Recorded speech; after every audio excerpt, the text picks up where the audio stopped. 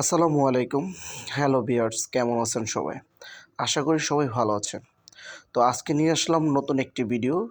এই ভিডিওর মাধ্যমে আপনারা যে জিনিসগুলো দেখতে পারবেন সেটা হচ্ছে গার্মেন্টসের প্যাকিং ইস্যুর জন্য বিভিন্ন কিছু প্যাকিং করতে হলে যে ধরনের আমাদের অ্যাক্সেসরিজের প্রয়োজন হয়, বিশেষ করে বুট, বক্স কিংবা পত্রিকা আমরা সবাই পড়ি। কিন্তু ওই পত্রিকার কাগজ কিভাবে ছাপানো হয়, এই ছাপার যে মেশিনটা আসলে কীরকম, সেটা নিয়ে আজকে মূলত ভিডিও।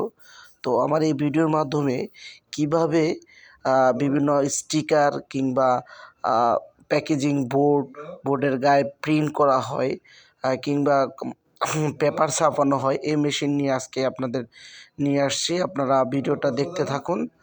এটা হচ্ছে মূলত প্যাকিং সেই ছাপাখানার মেশিন। দেখেন ওয়ান বাই ওয়ান, মানে স্মুথলি কীভাবে এক পাশে হোয়াইট পেপার রাখা ছিল আর এই পাশে এসে ওগুলো প্রিন্ট হয়ে আসছে।